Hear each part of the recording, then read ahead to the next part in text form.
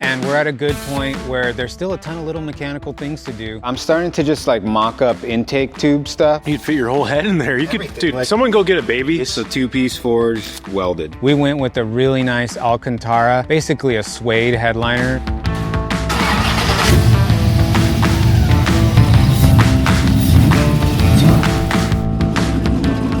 Final 10% of the build, this is where all the details matter. We have the vintage air controls in now, and now it's just down to getting the interior as nice as the exterior. A real master of his craft junior is dialing in the fit and finish of all these aftermarket parts. It should be a good milestone week. Actually move this car under its own power. It should be awesome.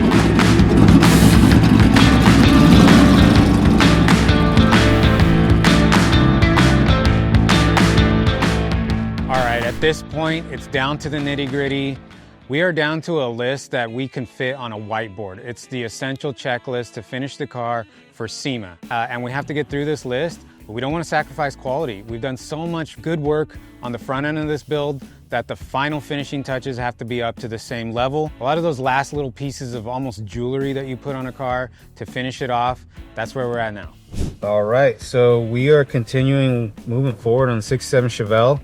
We're about to put the hood on. So we're kind of test fitting these stock pieces, but we have some cool billet functional vents coming from Evans CNC. We'll get the hood trim on, and then we have a billet striker latch from Eddie Motorsports that we'll be putting on. So that's the last piece of the body that needs to go on the car. We had one small oil leak, so we addressed that. In the last couple days, we started getting glass in. Junior did a really good job. There's a really cool custom touch that he did that few people will notice, but it is a difference maker, where there is like a 1-inch border painted behind the glass in black. And what that's gonna do is hide the actual glue weather stripping that holds the glass to the car, so that you get a nice clean look and you don't see any of that through the glass when you're looking at the car. So he did that on the front and the back, and that's just something that the factory never had, but you see it a lot of new cars. So we wanted to incorporate a nice custom touch. Junior spent all the time masking it all off, taping the perfect lines, getting the glass in, and then he got all the window trim in, so that's all looking really good. The vent windows, the side glass, so these are power windows, and so we wanted to get that all aligned to hit the seal perfectly. We have the Dakota digital instruments in. We have the upper and lower dash trim in. Junior painted the insert of the upper dash trim in a matching color to the leather, so normally that has black trim on it with the chrome outside, and he went ahead and paint matched the brown in the middle. So a nice little custom touch. We want to mount the Fitec fuse panel in the glove box, so it's all accessible as far as the fuses and the relays. So we'll make a bracket to mount that and then get the glove box door on. And from there, it's basically just continuing final assembly. I think the last big ticket items before we drive this car is I got to get the low car shifter in and the cable hooked up. There's going to be some custom brackets made for the cable mounting on the transmission because we are using a deep cast aluminum pan. The pan rail is cast, so it doesn't have provisions to mount our shifter cable bracket. So we'll be fabricating something to mount that. And then the seats are on their way back. We'll get the door panels in now that this glass is all adjusted. We'll get this glass in today, gas pedal, shifter, and then drive it. So that should be really good. This should be a good milestone week. Actually move this car under its own power. It should be awesome.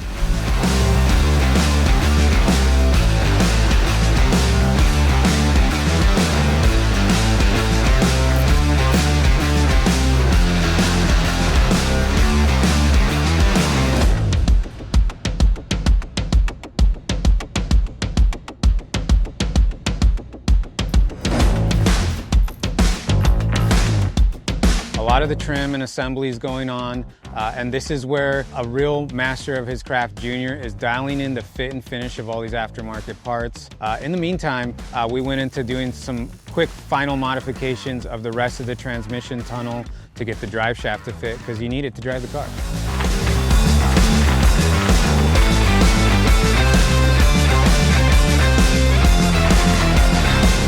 All right. So hood is on, installed, all the trims on it. Junior and Adrian knocked it out of the park. Looks like a complete car now. That was like the last piece of the body I think I mentioned of the car that was going on. So now that's all finalized. Rear glass and trim is on. And now we're gonna trim the bottom of the original factory style console to fit the custom trans tunnel. We got all the knobs on the dash as far as wipers, headlights. We tested all the lights, turn signals, all that's good to go. We have the vintage air controls in now. We have a retro sound stereo. The next big thing is gonna be getting this low car shifter mounted. So we had gone through this process kind of once, but we realized we didn't have enough tunnel clearance for the drive shaft. And we're just gonna keep chipping away. There's a few more interior items. The seats will go back in. We have a tiny bit of wiring, I think, on door jamb switches to get the dome light to work. But we've tested almost every other system in this car. So it's just final details now. We're getting close. It's getting exciting. Oh, and then these are seat belts.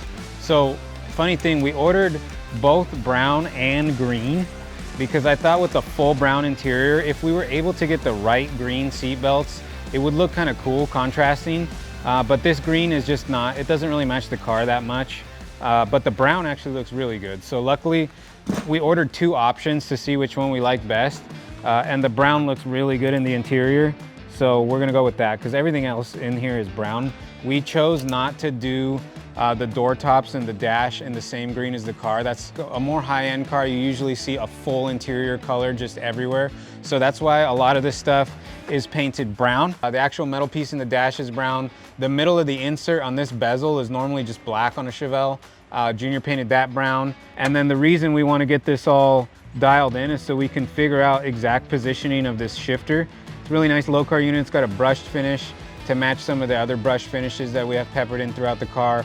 But yeah, down to the like the finer details on the interior. So a lot of the body is together. It looks like a Chevelle. It really looks killer. We like seeing the car all together, and with the glass in it gives you an idea of the finished product. And now it's just down to getting the interior as nice as the exterior, but it arguably has a lot more complexity to it. There's a lot more going on in the interior, more parts that you're gonna interact with. So everything that you touch and feel has to feel solid. Detroit speed wiper knob. We have like the old school cigarette lighter, but no smoking in this car, so don't use that. But then the key bezel is in, and then these Dakota digitals are in. And I got the fuel sending unit all programmed for that. Just finishing up final details. We don't want this car to go to SEMA as like a SEMA completed car. Basically, I want like everything to work and run and drive on this car and have a few test miles on it by the time we get to the show. So that driving in and out of there is just no problem. All right, with the trans tunnel situation rectified, seats, all the final interior stuff is starting to get finalized. We still had a few more side pieces of glass that needed to go in. This car's getting power windows, so there's a big process of getting all the regulators in there, adjusters, window tracks, rollers. It's all been replaced with fresh stuff, all adjusted to perfection. The hood is getting some really cool Evans CNC vents that are actually going to be functional. So it's time to drill holes in a painted hood so that we can make use of those really cool billet vents.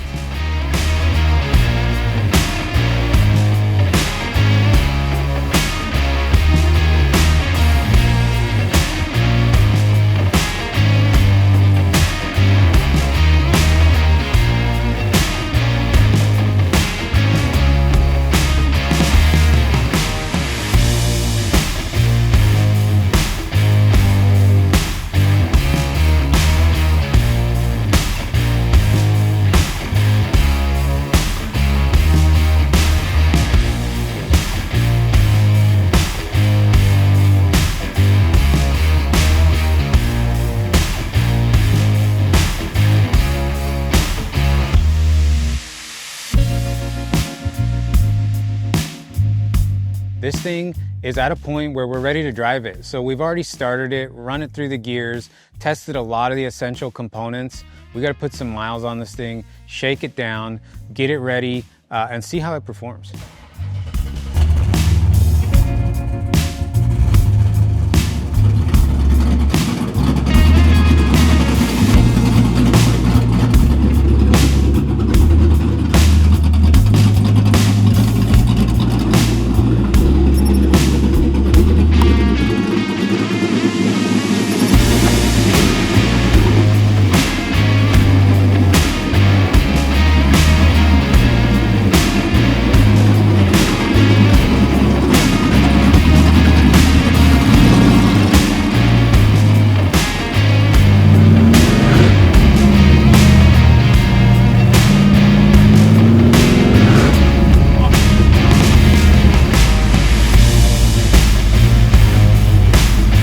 right, it went good. You can tell it has a lot of power. Like I didn't want to like get up on the converter or anything, but like I blipped it a little bit right here and it broke them loose, and then you heard the tires just start grabbing every rock down there, you know? Okay, so where we left off, we had never driven this car before, but today was the day. Checked all the fluids, topped off the trans fluid, made sure the brakes worked good, checked all the parameters on the Fitec to make sure the engine was happy, and then we took her out for a spin. We have a mock-up steering wheel in there. Obviously, we're still throwing all the interior back in. Engine all together, basically in its final form. So we ran it through, got it up to temp, got it through some gears, put it under load, shifted it in reverse, backed it up. We wanted to check for tire rub, any weird clunks or rattles. Everything went surprisingly well. So we're super happy, and we are one step closer to taking this car to SEMA. Okay guys, update from where we picked off last. We were gonna just slam together the interior, but for right now, there's a few minor changes in the engine bay after we drove it. We wanted to refinish the intake tube and get it to like a nice satin gloss, so we used a really high quality SEM trim black on there. We mounted a really nice overflow tank from Moroso, and then this little guy, an oil separator. So we have basically the crankcase ventilation going through tubing to an oil separator, and then from the oil separator it goes out to a tiny little breather. But yeah, tiny little breather here. Everything's nicely plumbed in the back and hidden. So those were kind of finishing touches on the engine bay, but where we've been really focusing is the interior. So this console is a factory 67 console with the clock in it. So basically it's cut to fit the contour of the floor. Junior wired up all the power window switches with these really nice billet buttons. The low car shifter fits nicely into the center console, and we're probably going to be able to use the factory outer pieces of the console to finish off the bezel there. Wilwood electric power parking brake. So that is a really cool feature that we finished wiring up. We're getting close, so we're gonna keep cranking.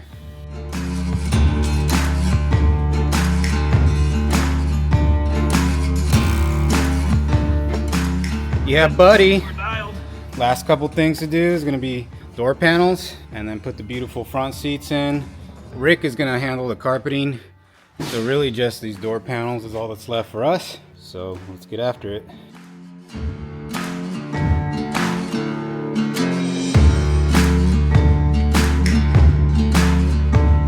We got much of the interior in now. So we have the door handles, our low car brushed aluminum, factory style armrest and door pull, but very factory style door panel with the factory pattern in it.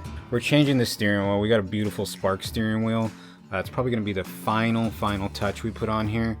So we are super close. We are basically just gonna finish carpeting out this, front seats, steering wheel, and then we're off to SEMA.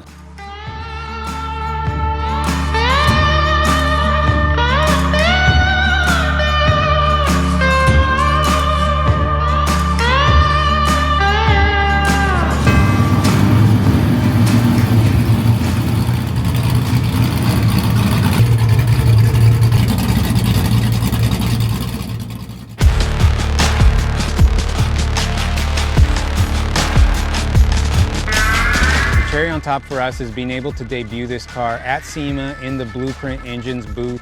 It was super fun building this car. We love the process. We love stepping things up and bringing a better car to you, because at the end of the day, this is a giveaway car that one lucky winner is gonna get behind the wheel of. So stay tuned to see when this car becomes a sweepstakes giveaway car. Until then, keep having fun.